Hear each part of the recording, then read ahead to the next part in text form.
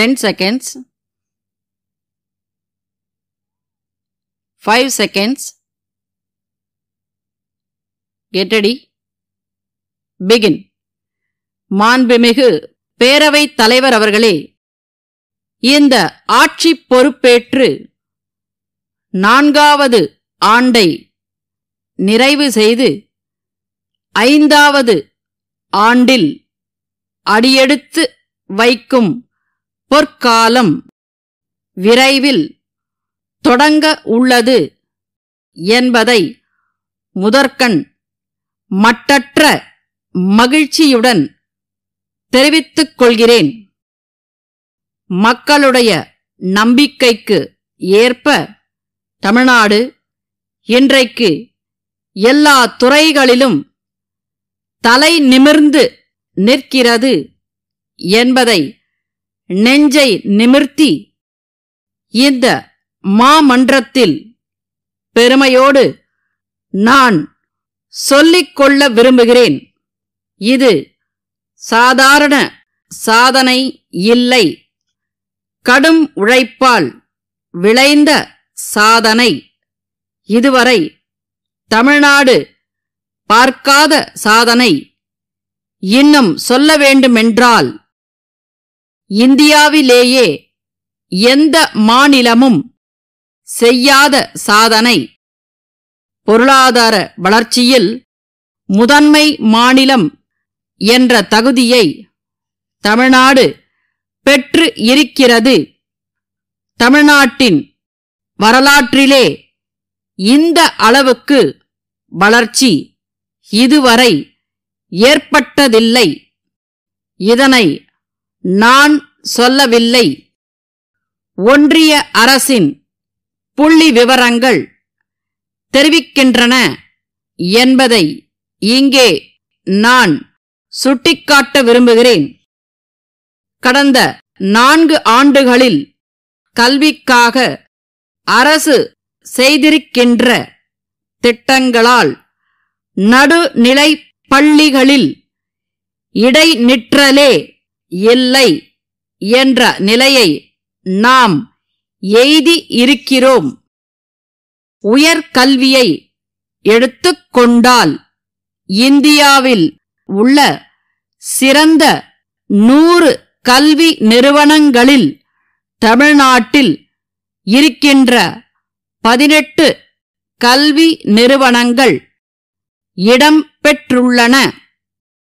மிகச்சிறந்த 100 பல்கலைக்கழகங்களில் 22 பல்கலைக்கழகங்கள் தமிழ்நாட்டில் இருக்கின்றன. நிலையான வளர்ச்சி இலக்குகளுக்கான குறியீட்டில் தமிழ்நாடு 2வது இடத்தில் இருக்கிறது. சமூக முன்னேற்ற குறியீட்டில் தமிழ்நாடு கிட்டத்தட்ட 64 புள்ளிகளை பெற்று முதலிடத்தில் இருக்கிறது.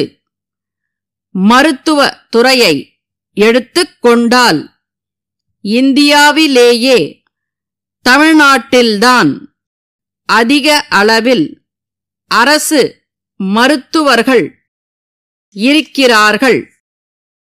அதிகமான மருத்துவ இடங்கள் இருக்கின்ற மாநிலமும் தமிழ்நாடுதான்.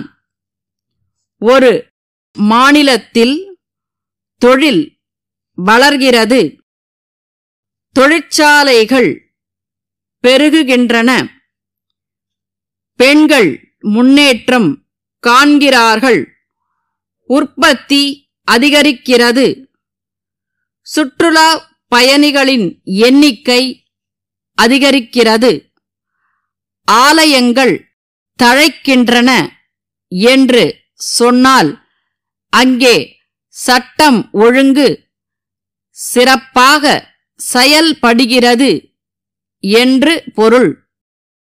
அந்த வகையில் தமிழ்நாட்டில் தற்போது நிலவும் அமைதியான சூழலுக்கு காரணம் காவல் துறைதான்.